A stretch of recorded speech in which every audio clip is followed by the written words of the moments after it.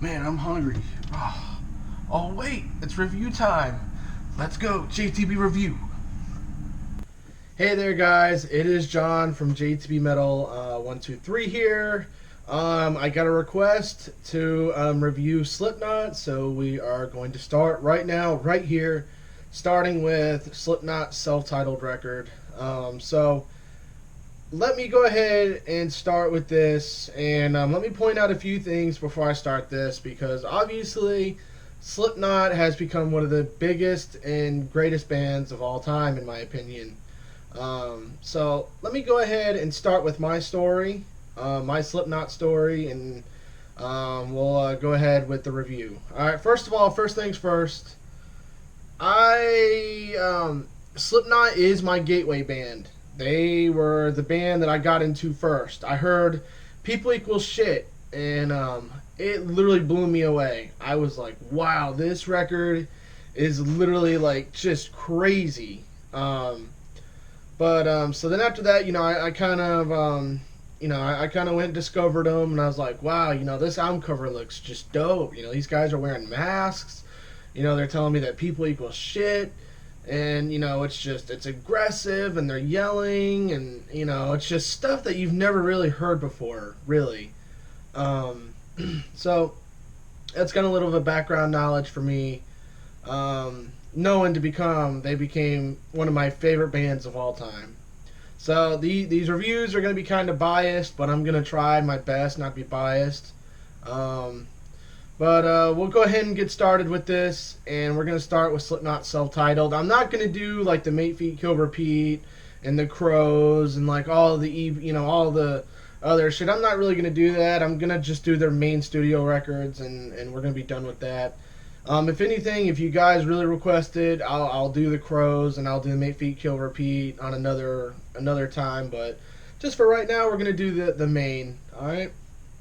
So let me point out some facts here. This was released June 29th, 1999. Ross Robinson, he produced it, as well as Slipknot and I believe one other guy. But as far as that goes, it's around an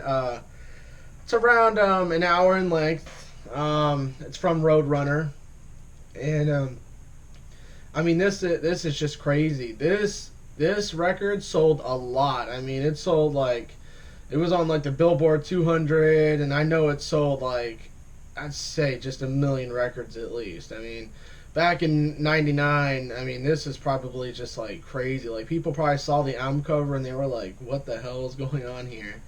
But I mean, let's go ahead and talk about this right here. All right, there's a lot we can talk about here. There's definitely a lot of controversy with this.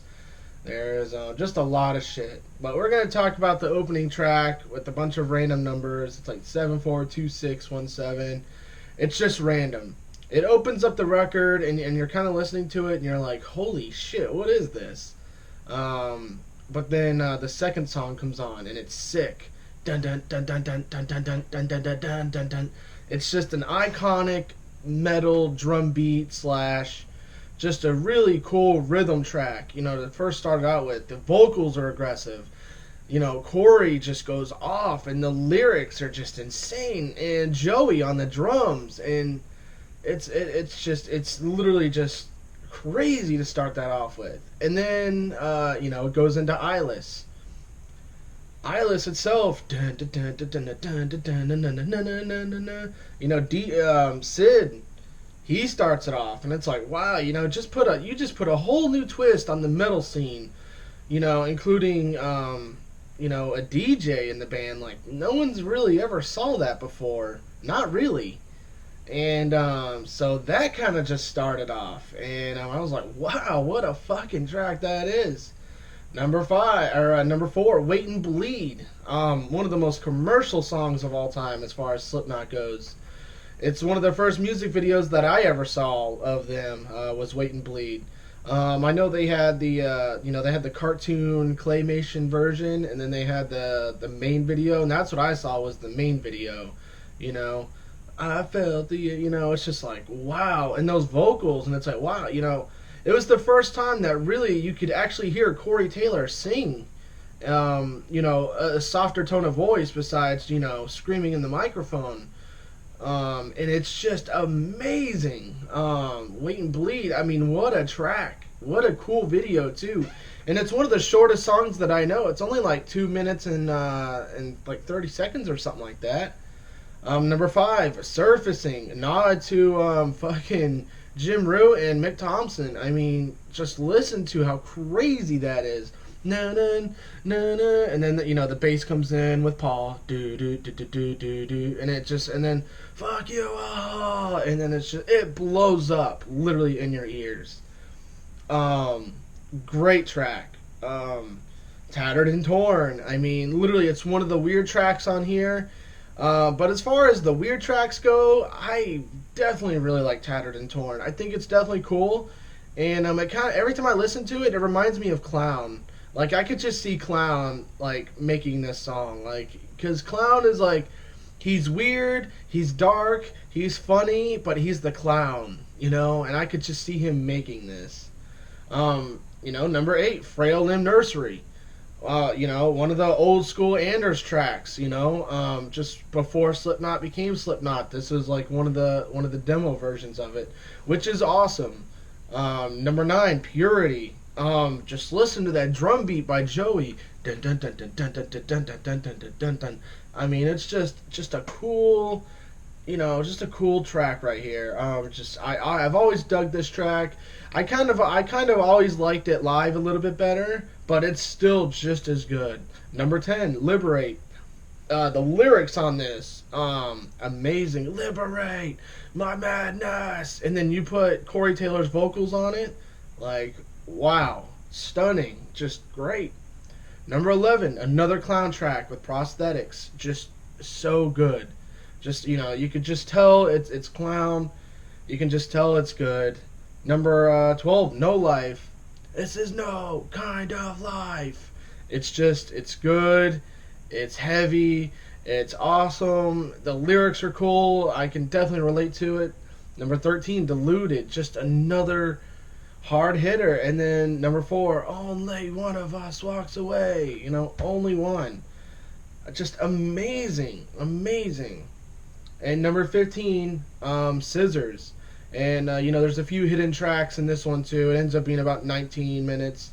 But you hear the band like talk about in the studio and all that. And I mean, but as far as this one goes, I mean, you got to give props to these guys.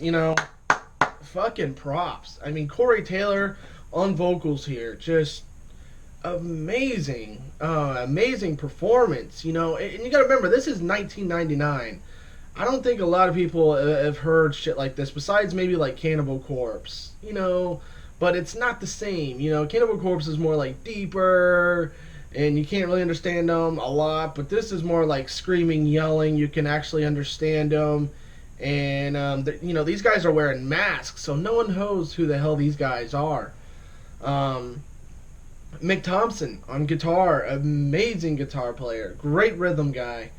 Sean Clown Crahan, amazing. I honestly admire this guy a lot. He's an amazing photographer.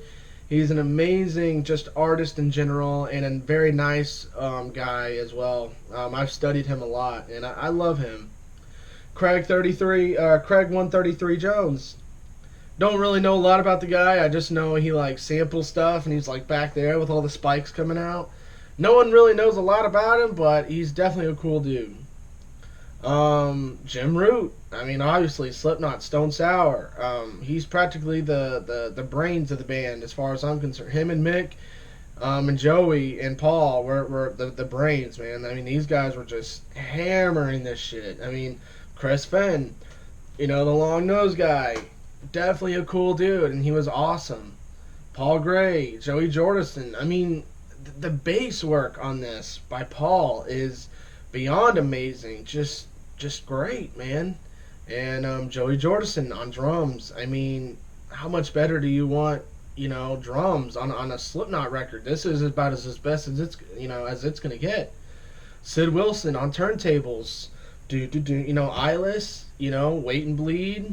I mean, you could just hear just the awesome, cool shit in this. Um, and I mean, there's just so many good things about this record. But I mean, it's obviously going to be a 10 out of 10. No doubt about it. This is one of the first records I ever listened to. It's one of the gateway records, and still to this day, you know, I don't really listen to it a lot just because I blew this fucker up, man. I blew this record up, so I don't really listen to it a lot anymore. But I'll listen to it about once every 3 months, and it's still just awesome. And if you listen to songs like Tattered and Torn or like Purity or you know Scissors, if you listen to those like in the dark, it still kind of scares the shit out of you. But I still love this record. It's gonna be a 10 out of 10, no doubt about it. It's a great record. I will always love it. It's dear to my heart. I have it. I have like 3 copies of this record. I love it that much. So I'm gonna get off here, guys, and we're gonna move on to one of the greatest metal records of all time, and that is called Iowa. So we are going to move on, and I will see you guys on the next review. So peace out. See you guys later, and deuces.